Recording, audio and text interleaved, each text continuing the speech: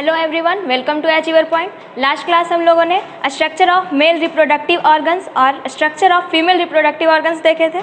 आज का टॉपिक है हम लोग का गैमेटोजेनेसिस, हिंदी में युग्मक जनन। गैमेटोजेनेसिस मतलब फॉर्मेशन ऑफ गैमेट्स, युग्मक जनन, युग्मकों का निर्माण। ह्यूमन में मेल होते हैं और फीमेल होते हैं। मेल में मेल गैमेट का निर्माण। मेल गैमेट क्या होता है? स्पर्म, शुक्राणु। Formation of sperm is called spermatogenesis. वैसे ही फीमेल में क्या होता है? जो फीमेल गैमेट होती है वो क्या? ओवम, मतलब formation of ovum called oogenesis। Hindi में अंडाणु का निर्माण, अंड जनन। तो आज हम लोग देखेंगे स्पर्मेटोजेनेसिस, शुक्राणु जनन। मेल में जो शुक्राणु का निर्माण होता है वो टेस्टिस यानी कि वृषण में होता है। वृषण में कुछ जर्म सेल होते हैं जिसे कहते हैं स्पर्मेटोगोनियम, हिंदी में शुक्रजन कोशिका। स्पर्मेटोगोनियम जो है ये सिंगुलर है, प्लूरल वर्ड इसे स्पर्मेटोगोनिया कहते हैं। ये 3 फेज में होता है, मल्टीप्लिकेशन फेज, ग्रोथ फेज और मैच्योरेशन फेज। शुक्रजन कोशिका स्पर्मेटोगोनियम में पहले समसूत्री विभाजन होता है, माइटोसिस। समसूत्री विभाजन मतलब कि एक कोशिका से 2 कोशिकाओं का निर्माण। उसमें गुणसूत्र क्या होते हैं? जो पेरेंट्स में होते हैं वही होते, उतना ही होते, इसमें विभाजन नहीं होता है। तो समसूत्री विभाजन करके 2 कोशिका बनाएंगे, फिर ये दोनों कोशिका में फिर से समसूत्री विभाजन होगा और बनाएंगे प्राइमरी स्पर्मेटोसाइट्स। एक मिनट सर, सॉरी। स्पर्मेटोगोनियम में समसूत्री विभाजन होता है और उससे वो 2 कोशिका का निर्माण करते हैं। फिर ये दोनों कोशिका समसूत्री विभाजन करके कुल 4 कोशिका बनाते हैं। ये हुआ फर्स्ट स्टेज, जिसे मल्टीप्लिकेशन फेज या हिंदी में गुणज प्रावस्था कहते हैं। ये फर्स्ट स्टेज हुआ।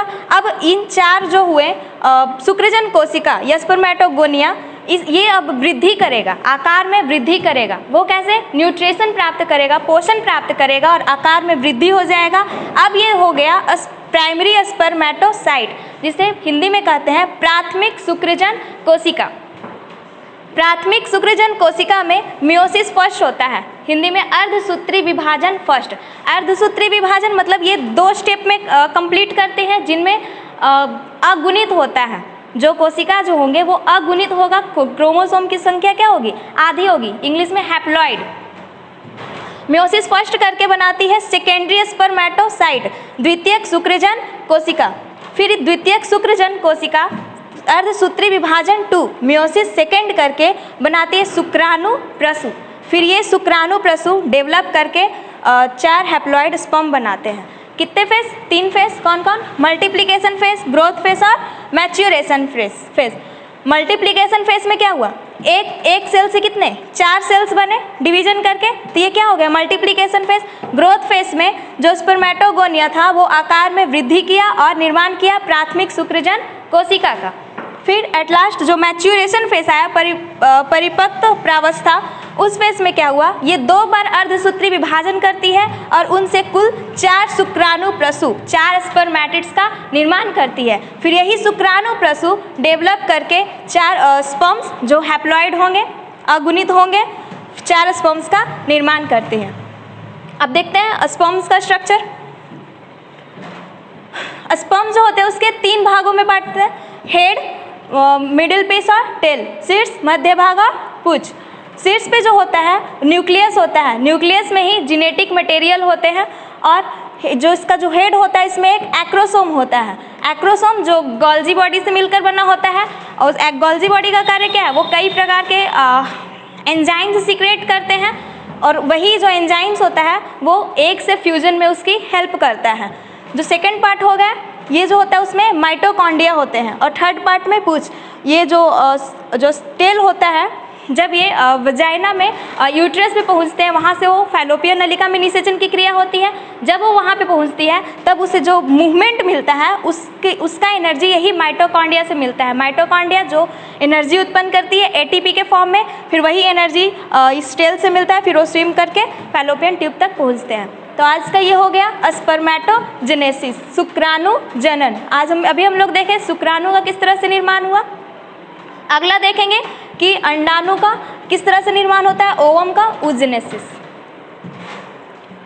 स्पर्मेटोजेनेसिस कंप्लीट किए। अब हम लोग देखेंगे oogenesis, अंड जनन। ये फीमेल में होता है, मतलब oogenesis formation of female gamete और ovum. Formation of female gamete और ovum is called oogenesis। Hindi में अंड जनन, अंडाणु के निर्माण को ही क्या कहेंगे?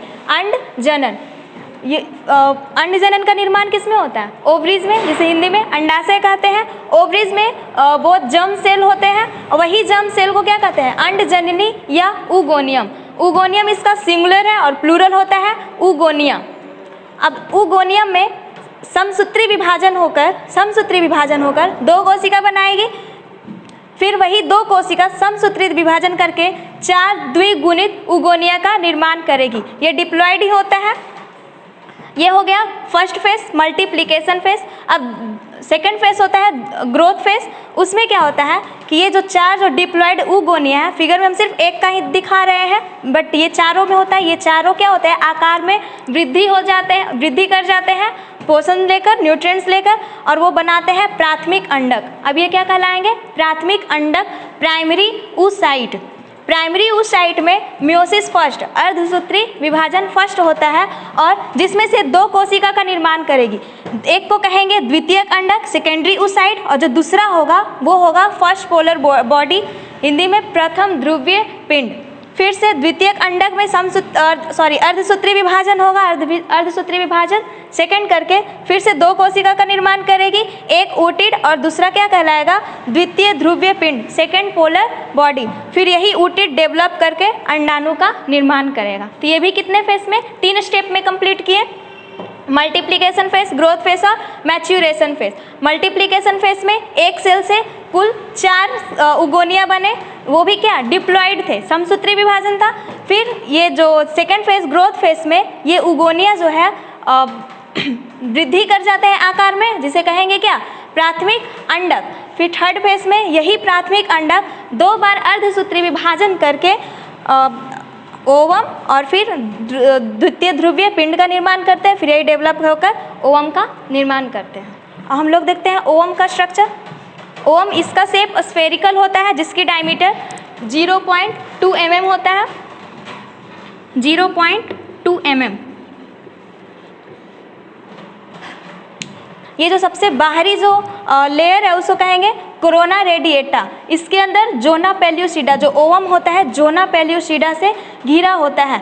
इसी को चीर कर जो स्पर्म का जो एक्रोसोम होता है, जिसमें बतलाए थे कि उसमें केमिकल सब्सटेंस होते हैं, इसी जोना पेल्यूसिडा को चीर कर प्रवेश करता है। जोना पेल्यूसिडा का एक काम और है कि ये गैमेट डिफ्रेंसिएशन करते हैं, मतलब कि ये किसी अन्य स्पीसीज के स्पर्म्स को नहीं जाने देंगे। यदि किसी फीमेल्स में अन्य जाति के स्पर्म्स को छोड़ा जाए तो ये जोना पेल्यूसिडा है वो इसे इंटर करने नहीं देगा।